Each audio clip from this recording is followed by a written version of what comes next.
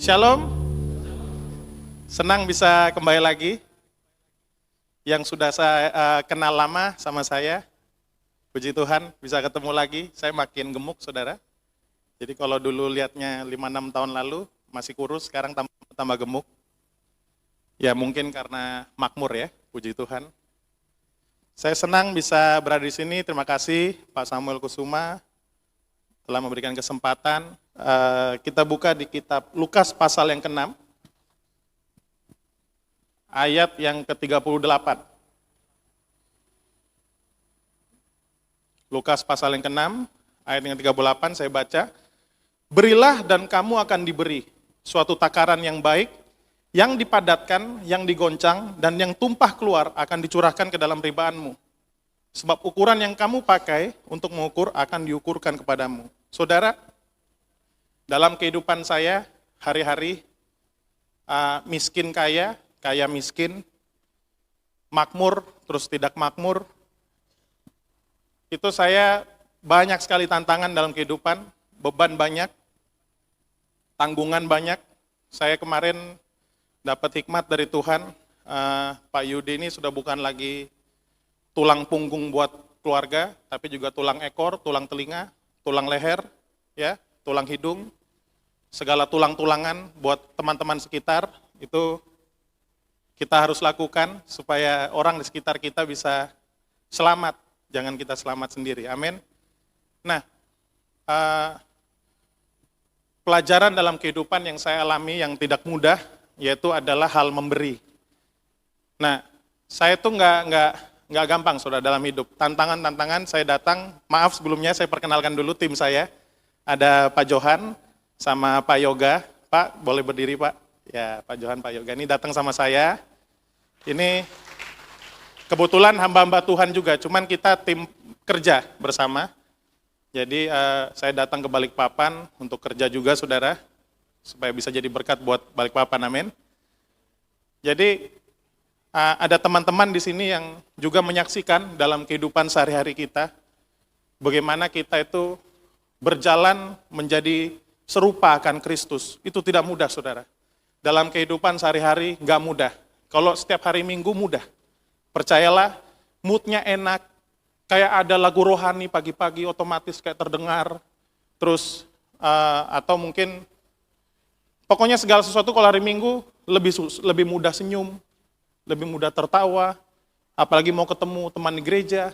Waduh, pokoknya segala keahlian akan kemunafikan terlahir pada hari Minggu pagi. Itu gampang sekali, cuman setiap hari dalam kehidupan kita, hari-hari dari Senin sampai Sabtu, ini yang berat, tantangan, ketemu orang yang gak ketemu kita di hari Minggu. Sungguh betul-betul suatu tantangan yang besar. Nah, ini terjadi dalam kehidupan saya. Nah, saya punya hati untuk selalu bisa target dalam kehidupan saya itu, yaitu untuk bisa menjadi hidup kita ini bisa memberi. Apapun lah, hidup kita ini kalau bisa give. Nah, dulu saya punya orang tua kolot, dia selalu bilang, kalau nggak punya apa-apa ya nggak usah give lah. Dulu orang tua saya. Sampai satu masa orang tua saya juga mengajarkan saya. Saya kira selalu kalau berbicara give itu selalu ceritanya uang dan waktu. Orang Kristen itu taunya uang, orang dunia taunya uang dan waktu, orang Kristen taunya waktu dan uang. Pokoknya udah uang dan waktu aja yang bisa kita beri. Sampai satu titik Tuhan bawa saya ke Lukas pasal yang ke-6 ayat 38 ini. Berilah kamu akan diberi suatu takaran yang baik yang dipadatkan. Nah, saudara, kalau kita memberi, itu kan ada wadahnya, ada wadah. Nah, kalau tinggal memberi aja yang kita, makasih Pak. Kalau memberi aja yang kita punya, terus dari rekening kita cabut, kita kasih, itu gampang. Tapi di dalam hal memberi ini, begitu kompleks. Lagi-lagi saya sudah sampaikan di 2 pagi, hidup ini praktikal, praktis, simple, SOP-nya ada, manualnya ada, hanya tinggal kita lakukan. Nah, tapi orang Kristen ini selalu teorinya hebat. Melakukannya hebat juga lah beberapa di sini ya. Jangan marah dulu, saudara. Tenang. Soalnya tidak ada pintu belakang ini. saya harus melalui saudara nanti pas pulang. Ya intinya memberi itu tidak hanya memberi. It comes with, datang dengan sebuah aksesoris.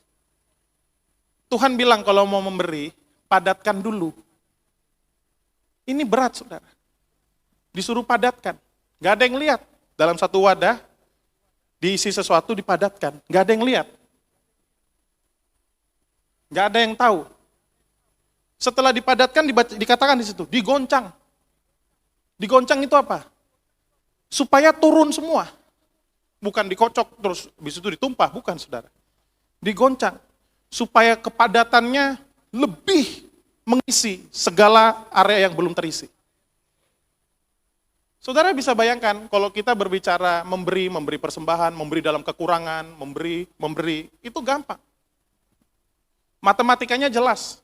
Di rekening ada 5 juta, hari ini saya memberi 500 ribu. Itu udah jelas. Tapi yang Tuhan sampaikan di sini, memberi sesuatu yang di luar kontrol saudara. Ini nggak gampang. Ada unexpected, sesuatu yang tidak kita sangka datang.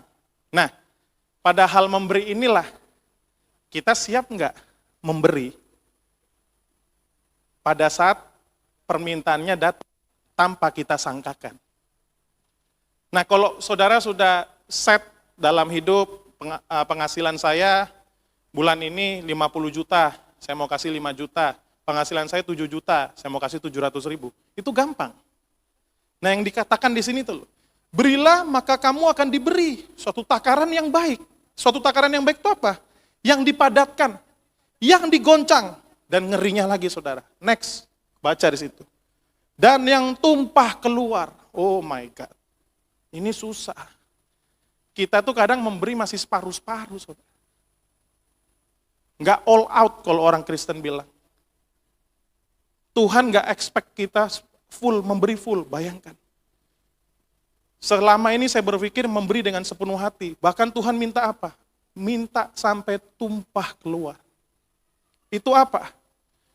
Orang minta tolong kita 2 jam, kita kasih 5 jam. Kalau mau cerita tentang waktu. Ini nggak gampang, sampai tumpah. Nah nanti tumpahnya itu jadi bonus buat kita di mana saudara? Yang tumpah keluar akan dicurahkan ke dalam ribaanmu. Itu pangkuan. Pangkuan itu segala sesuatu yang dipangku, itu enak saudara. Percayalah, suami istri. Segala sesuatu yang kita pangku, senang. Nggak ada yang enggak. Saudara pangku anak, itu bonus. Kayak bus, energi. Segala sesuatu yang kita beri. Nah ini level, ini lagi-lagi. Kadang-kadang kita melihat kehidupan anak Tuhan yang begitu luar biasa, dahsyat, selalu hampir mati, hampir bangkrut, hampir hilang, hampir lenyap, lagi-lagi ada. Coba telusuri kehidupannya, saudara. Pelajari kehidupannya. Ada masa-masa mereka tidak perlu beri, mereka beri. Yang Tuhan perhitungkan. Dan terkadang nggak direct, saudara. Kita kasihnya ke A, kita tuainya dari C. Kita kasihnya ke B, kita tuainya dari Z. Nah sedangkan level kita itu masih expecting, berharap kita kasih dari A. Ini yang berat, makanya saya hari ini mau encourage saudara semua. Untuk belajar menjadi pemberi-pemberi yang dahsyat di hadapan Tuhan. Enggak sulit, bisa. Enggak sulit, tapi bisa. Nah, lebih hebatnya lagi, coba ya, saudara kalau di Alkitab manual, atau Alkitab bahasa Inggris, itu ada judul perikop daripada ayat ini. Nah, kita baca mundur 1 ayat, saudara. Mundur 1 ayat. Boleh ya, saya tambah 1 ayat lagi? Jadi, kita baca di ayat ke-37. Nah, ini populer, percayalah. Para imam di rumah tangga ini sering pakai buat istrinya, sering. Jangan menghakimi. Wah, sering. Ini populer, kita ngerti. Sebagai anak Tuhan kita paling sering dengar ini. Nah, saya kaget saudara. Tuhan mengajarkan hal itu di satu pasal yang sama tentang hal menghakimi. Saya kaget. Ayat 37 saya baca ya. Janganlah kamu menghakimi, maka kamu pun tidak akan dihakimi. Dan janganlah kamu menghukum, maka kamu pun tidak akan dihukum. Ampunilah dan kamu akan diampuni. Saya kaget.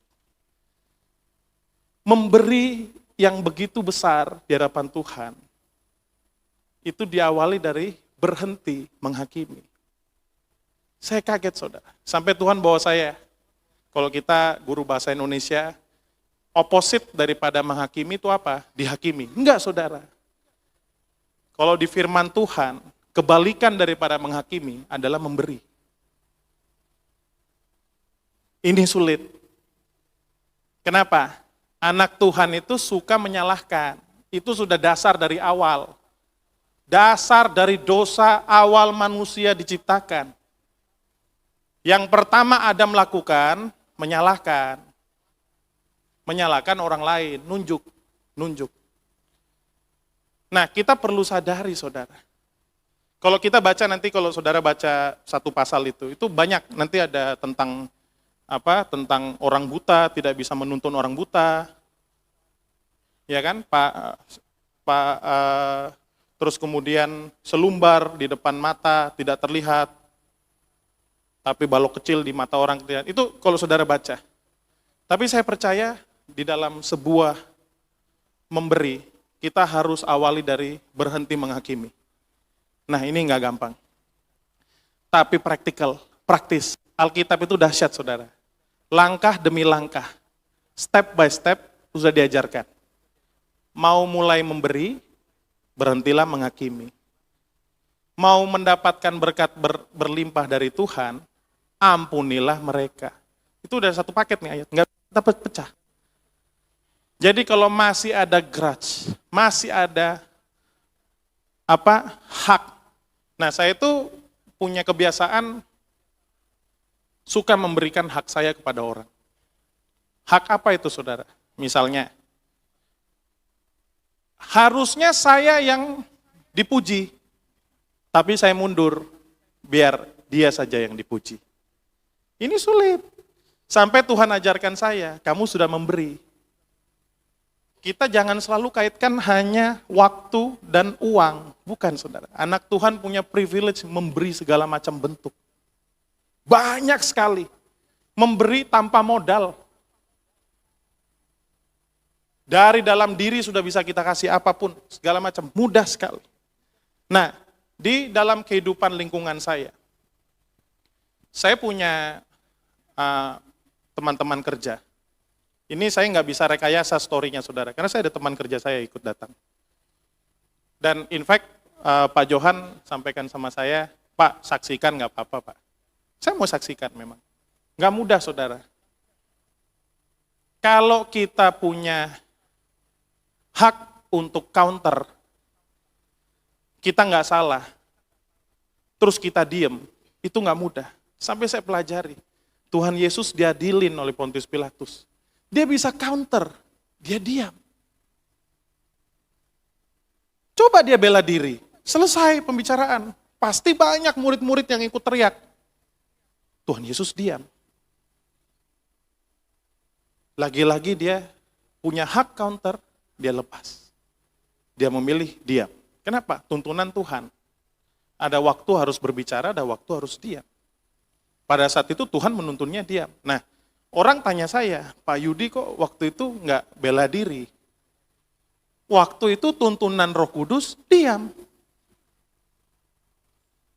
Nah, saya bersyukur ya, setiap hari dalam kehidupan saya, itu saya berusaha. Jadi bukan saya sudah hebat, saudara. Saya berusaha untuk mengurangi negativitas dalam kehidupan. Jadi otak, pikiran, itu saya kurangi, yang negatif-negatif saya kurangi. Nah, saya punya pekerja misalnya, terus dia suka maling material, karena kontraktor apa segala macam. Ya saya kurangi negativitas, prasangka-prasangka buruk, apalagi nih dicuri nih hari ini nih. Maksudnya, stop wasting time, berhenti habis-habisin waktu pikirin yang gak penting. Sampai Tuhan bawa saya, pikirin saja pendapatan. Pendapatannya lebih besar daripada kehilangannya. Nah ini sulit kalau kita mau mulai. Ini perlu sebuah reformasi pikiran. Nah, jadi karena setiap hari saya latihan mengurangi negativitas. Jadi gini, kata-kata kotor saya kurangi. Kamus saya itu kurang tentang kata-kata kotor. Saya kurang kreatif, saudara. Jadi kalau berantem sama saya, ada orang bilang, pudel. Maksudnya anjing pudel. Saya bingung mau jawabnya apa. Pitbull. Nah, nggak bisa. Saya nggak ngerti. Jadi kalau sampai keluar kosakata kebun binatang, saya tuh counternya bingung. Karena jarang kita maki orang dengan hewan, itu jarang. Sudah di-reduce, dikurangi. Nah, tapi kalau orang yang kosakata dictionary-nya hebat, anjing, jawab, dibalas lagi, monyet, hebat, counter. Nah, mungkin suatu saat bisa terjadi seperti yang mereka imani. Besoknya, satu suka makan dog food, satu suka makan pisang. Karena tiap hari makiannya itu. Nah, jadi saya, saudara, harus betul-betul mengurangi. Jadi, bekal untuk kita bisa respon atas sesuatu yang datang tanpa kita sangka, itu hasil daripada latihan hari demi hari. Bukan, kalau kemunafikan tuh hebat. Maksudnya orang munafik itu hebat. Kalau munafik itu gini, kita bisa hari itu menahan diri nggak marah, ya kan? Karena ada unexpected datang, tiba-tiba accuse kita, tuduh kita yang nggak benar, terus kita disuruh diam sama Tuhan, terus kita munafik aja, udah diam-diam aja, udah jangan dulu bela diri. Itu gampang, tapi ada efek sampingnya. Segala sesuatu yang kita mulai daripada benih kemunafikan, itu selalu ada efek samping dari expose. Jadi segala sesuatu yang saudara tabung di dalam munafik, hebatnya Tuhan ini kan, sebab ukuran yang kamu pakai untuk mengukur akan diukurkan kepadamu. Jadi ayat 38. Jadi segala sesuatu yang saudara pakai ukuran kemunafikan, maka Tuhan pakai ukuran pemecahan wadah, expose. KPK turun. Benar nggak yang diberi ini? Betul-betul beras nggak atau plastik? Itu terekspos. Nah, karena pagi hari itu saya datang, kamus hidup saya baru nyembah Tuhan, baru nyanyi-nyanyi lagu Tuhan, baru selesai doa. Tiba-tiba ada salah satu rekan di lingkungan kerja, ribut, accuse saya. Mau pukul saya, pokoknya mau main fisik. Nah karena saya jarang masuk arena pertandingan ring, mungkin kalau saya juga yang saya bilang, saya taekwondo, mungkin saya ikut taekwondo. Masalahnya saya jarang masuk ring, saya nggak tahu mau buat apa. Dan pada saat itu Roh Kudus bilang, diam, saya diam. Sampai pada satu titik saya mengambil kesempatan untuk bisa minta maaf di tengah-tengah kejadian. Nah, ini sulit saudara. Saya juga akui sulit, gak gampang. Wong saya yang bener kok, saya yang bilang maaf. Wong saya bisa bela diri kok, saya harus diam. Akhirnya saudara, karena belajar menahan harga, bayar harga, melepaskan hak, rights, untuk counter, Tuhan kasih tuayan. Nah tuayannya enak. Apa? Sudah dapat bonus curahan, masuk ke pangkuan, dapat lagi sesuai apa yang ditakar.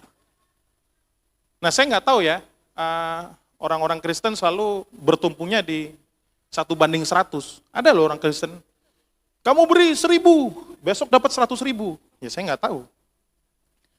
Setahu saya Tuhan kita itu tukang takar yang hebat. Dia memberi atas apa yang kita takarkan. Nah enaknya mata uangnya kita itu banyak, bukan hanya soal uang. Kita baca lagi ya.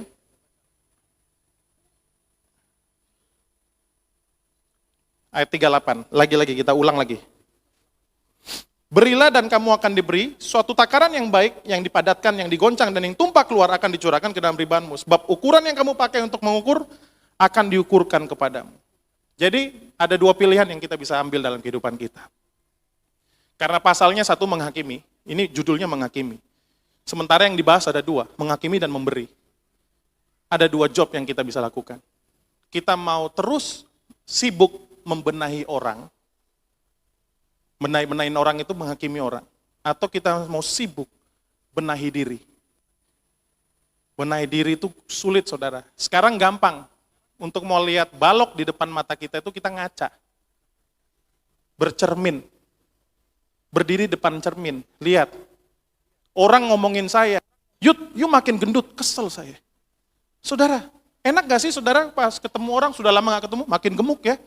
Bung, bisa mengerti perasaan saya kan? Saya jengkel kadang-kadang. Begitu banyaknya basa-basi dalam kehidupan ini, selalu fisik yang dipakai. You makin gemuk ya? Adek, you mengerti perasaan kakak kan?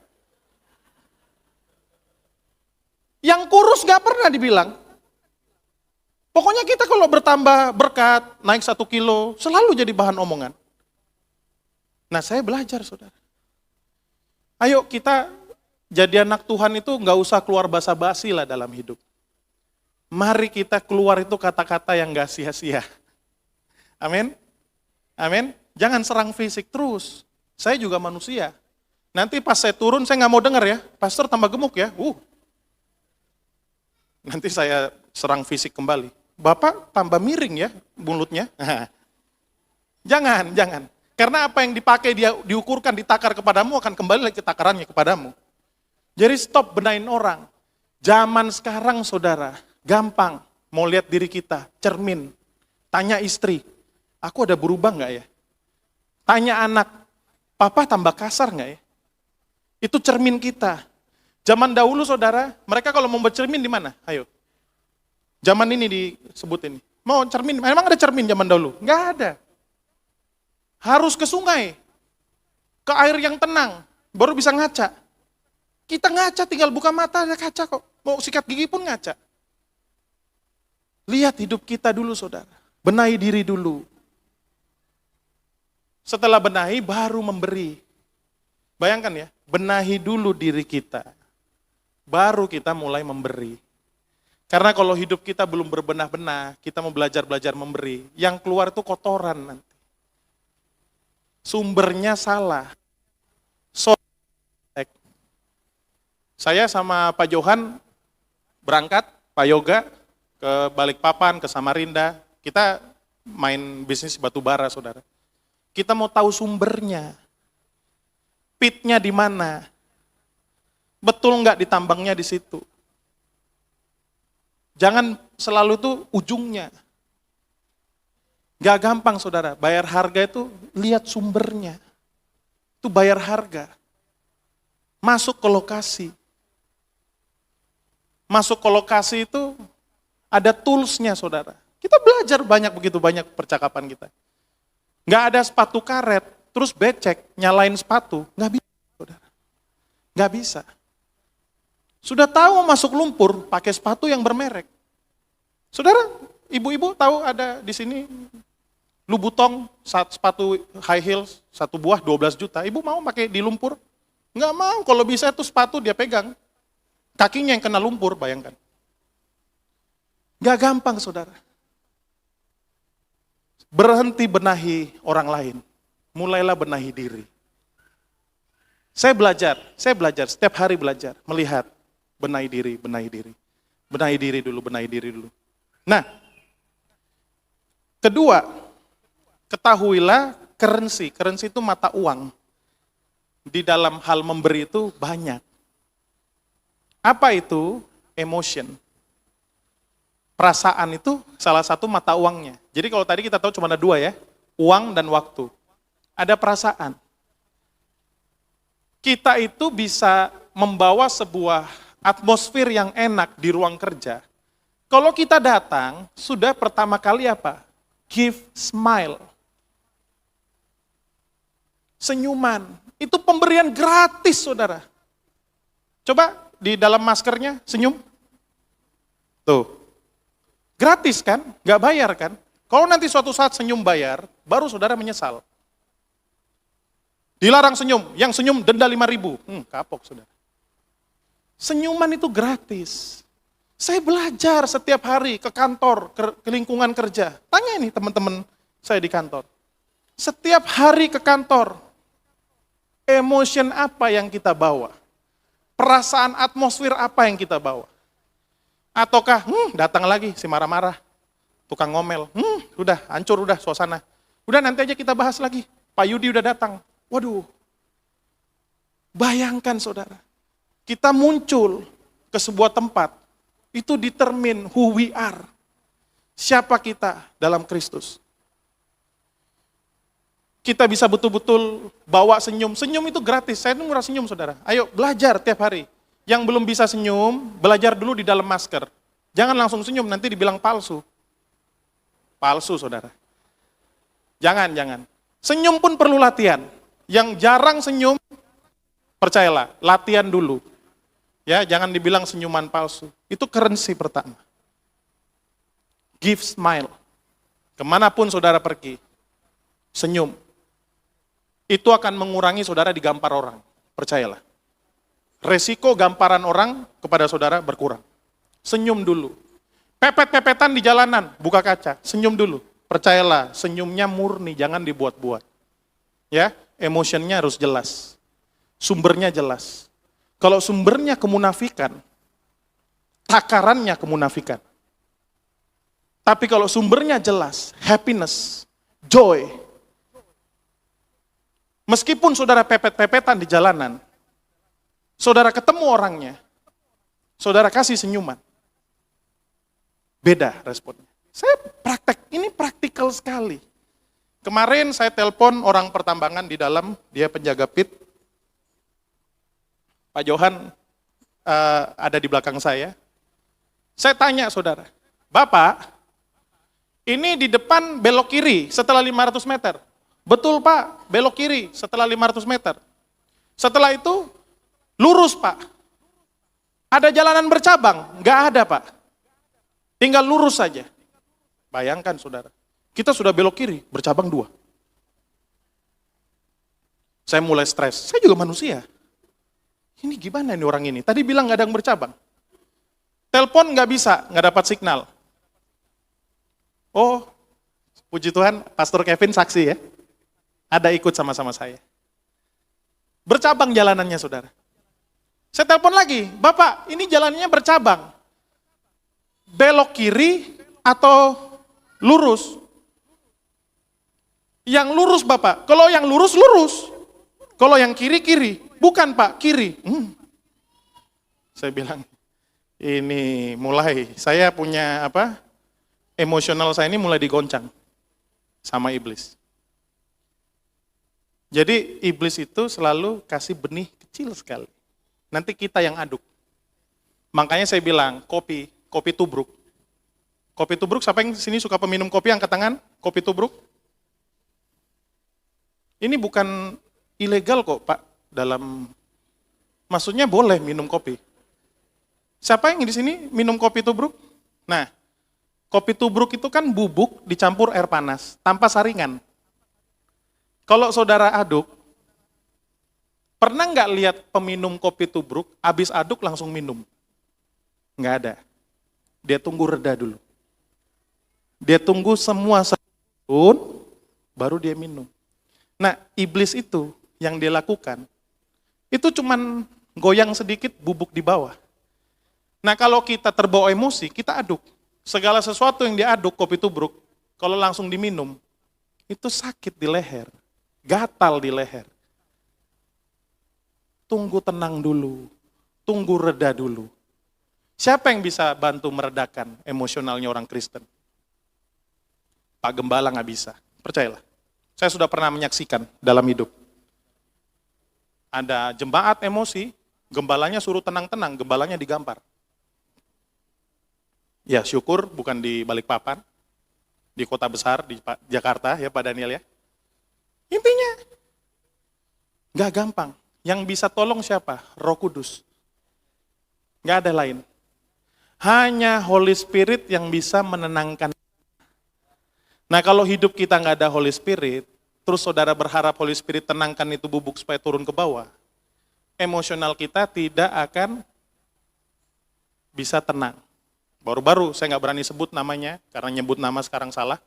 Inisial pun nggak boleh. Instansi pun nggak boleh disebut. Sampai bunuh-bunuhan. Gara-gara emosional. Coba kopinya tenang dulu. Pistol pun nggak mungkin keluar. Jadi akhirnya apa saudara? Tenang, saya tenangkan diri. Saya betul-betul bayar harga. Saya keluar, tunggu reda. Baru kita berbicara. Yang pertama kita bisa beri apa? Smile, senyuman. Yang kedua, ini saya kasih 12.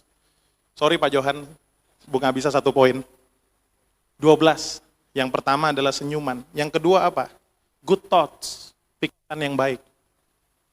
Kalau pikirannya kotor terus, kemalingan terus, percayalah. Pak Suryo, kalau punya proyek, takut kemalingan terus.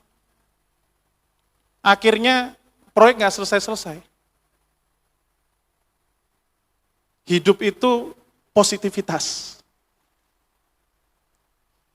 Saya juga masih belajar, saudara, hari-hari. Bukan kita udah hebat, enggak. Kita semua, nanti siapapun yang berdiri di mimbar ini, itu semua masih belajar. Reduce, redam, kata-kata yang baik, kind word, itu yang ketiga. Saya mau kasih 12 hari ini. Yang ketiga, kata-kata yang baik. Bisa, saudara? Kalau ketemu orang, jangan bilang tambah gendut ya. Bilang aja, sehat ya Pak ya? Makin ramping, makin berotot saya lihat Pak. Waduh, itu yang gendut. Pasti dia berhenti makan, percaya saya. Percaya saya. Bapak gagal loh, saya lihat. Lebih berotot sekarang. Kenapa? Dia termotivasi. Kalau ibunya, mamanya sudah. Mama juga belajar. Jangan kata-katain anak, gendut, tambah gendut, jelek lu. Padahal bapaknya sama. Jangan. Pakai kata-kata yang baik. Anak saya tumbuh besar, saudara. Tidak takut setan. Kenapa? Dulu kecil, masuk ke ruangan gelap. Kita bilang, hati-hati, ada nenek tua. Nggak ada. Gelap nak, nyalakan lampu. Jadi anak saya, kalau pergi ke tempat gelap, pertama yang dia cari, switch. Kita taruh benih yang baik. Kind words, kata-kata yang baik. Yang keempat, cheerful disposition. Apa itu? Sukacita yang meluap, pemberian yang meluap. Saudara, saya nggak bisa khotbahkan ini, kalau ini nggak dilakukan hari-hari. Boleh tanya teman kantor saya. Yoga, boleh tanya. Yoga ada di lingkungan satu ruang, yang saya susah masuk, penetrasinya susah. Tetap saya berusaha. Masuk, tertawa, senyum, beri yang terbaik. Kalau kasih senyuman ke orang yang balas senyuman itu mudah, saudara. Kalau kasih senyuman kepada orang, terus dibuangin muka, jangan pernah senyuman saudara-saudara tarik kembali. Nggak bisa, senyum susah ditarik kembali. Halo Pak, itu tarik kembali. Nggak bisa. Apa yang sudah saudara beri, ikhlas. Halo Pak, dia nggak senyum kembali, nggak apa-apa, tetap. Bertempurnya di sini. Yudi, no problem. Give, beri. Kasih. Kemudian apa? Yang kelima, appreciation. Apresiasi saudara. Di lingkungan kerja, ketemu orang, apresiasi. Belajar. Tukang saya saudara. Saya punya tukang, kalau kerja, lambatnya luar biasa. Sudah diminta untuk apa? Untuk mempercepat, nggak bisa. Disuruh cepat, tambah lambat. Disuruh pecat, orangnya baik. Cuman lambat. Caranya gimana? Apresiasi.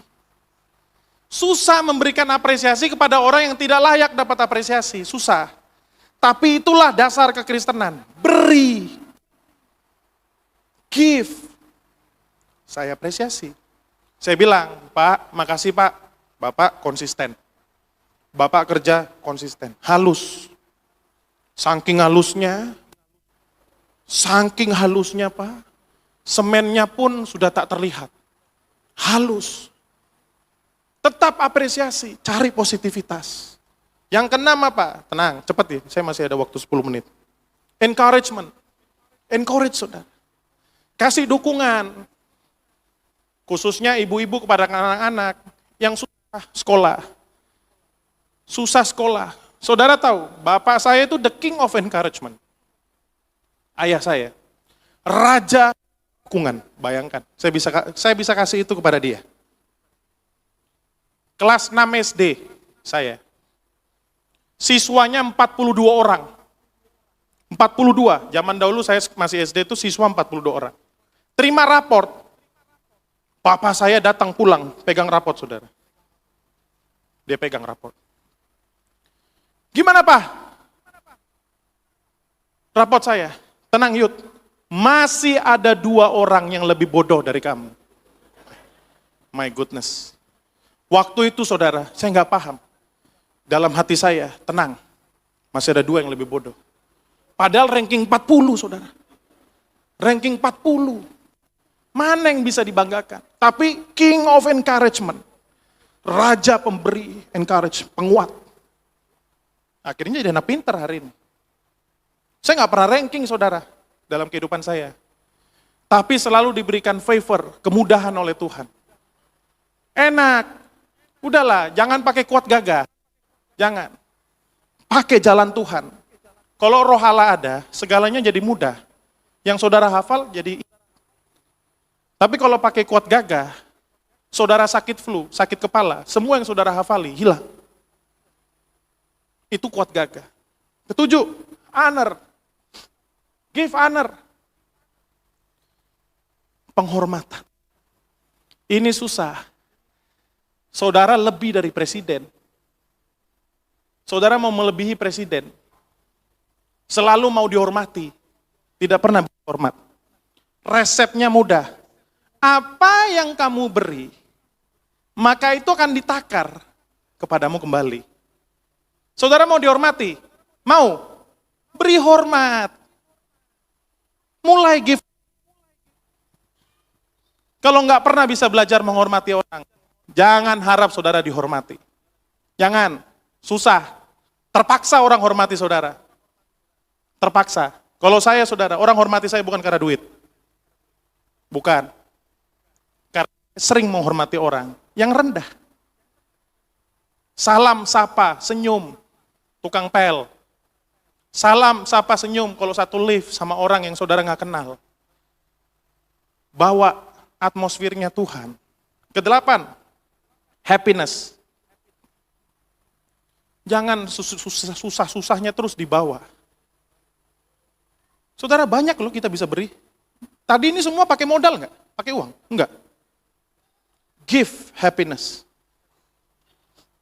Kemana ada Yudi, selalu kalau bos-bos emosi, ini ada statement di kantor. Ada statement di kantor saya. Kalau bos-bos lagi emosi, Pak Yudi datang. Bos nggak jadi marah. Kenapa? Happiness muncul. Ini nggak bisa kemunafikan, saudara. Nggak bisa pencitraan. Konsisten, continuously. Kemanapun saudara berada, happiness saudara bawa. Next, 9. Time. Give your time. Saya senang sekali nih, time saya taruh di akhir-akhir, saudara. Kalau udah nggak punya uang, minimum kasih waktu. Udah nggak punya uang, waktu pun saudara nggak mau kasih. Dan berharap saudara dikasih waktu oleh orang. Ingat, lagi-lagi, saya kasih ulang. Apa yang ditakarkan kepadamu, itu atas apa yang saudara takarkan. Saudara mau diberi waktu sama orang. Saudara kasih waktu sama orang lain. Jangan sok sibuk, sok hebat, sok eksklusif. Pas pembantu bicara nggak dipandang, nggak dilihat. Tukang kerja lagi laporan, matanya nggak di eye contact. Eye contact penting, saudara. Penting sekali. Saya belajar banyak, catat itu saudara. Nanti saya ulangi. Give your time. Kasih waktu.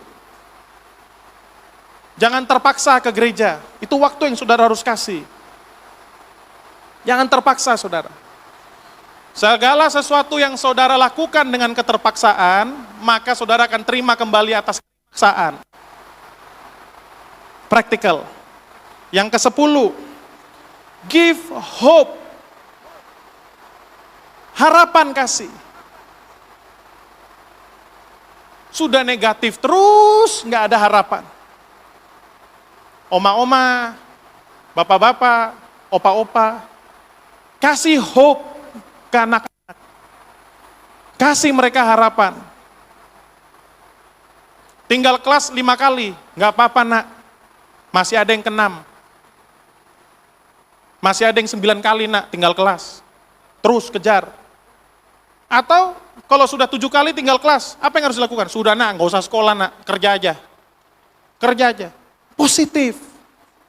Bukan negatif. Topik yang sama kita bisa ubah masa depan orang. Topik yang sama. Tinggal kelas 5 kali, 7 kali. Sudah ini anak gagal ini. Saudara, saya ini ketemu orang, baru ada orang kasih tahu saya. Bapak ini orang gagal. Saya kira negatif, saudara. Bapak ini orang gagal. Hah? Kenapa? Bapak ini gagal miskin. Gagal miskin, saudara. Kalau perlu ada sebuah kegagalan dalam kehidupan kita, kemiskinan. Gagal miskin, gagal sakit. Itu yang kita kejar. Bahasa negatif pun bisa jadi positif. Jadi kita hati-hati, pandai-pandai. Yang ke-11, yang tak terlihat, sulit, tak terlihat, tapi bisa dikasih. Give prayer. 11. Kasih doa. Saudara punya teman kerja, sudah disenyumin, masih nusuk. Sudah dibantu, masih ngelawan. Sudah dibaiki, masih mukul balik. Apalagi yang saudara bisa beri? Masih ada. Prayer, doa. Saya ambil waktu, doakan. Masih saya kasih waktu, yaitu doa. Dapat bonus 2 kali saya. Tuhan bilang, sudah 2 kali kau kasih. Waktu dan doa. Waktu dan doa. Kau kasih. Maka aku akan kasih kamu waktu dan juga doa. Saya didoakan banyak orang, saudara. Orang-orang yang saya bantu duit, dia nggak bisa bantu saya kembali duit. Dia bantu kembali saya doa. Duit sama doa mana lebih mahal? Duit nggak perlu tangan Tuhan untuk beli barang. Doa menggerakkan tangan Tuhan.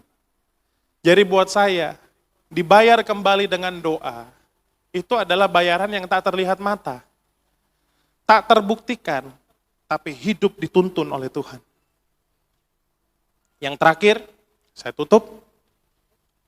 Satu-satunya yang saudara bisa beli, yang terbesar, adalah hak saudara. Right saudara. Saudara berhak hari ini marah. Saudara pilih untuk jual hak marah saudara. Tidak usah marah.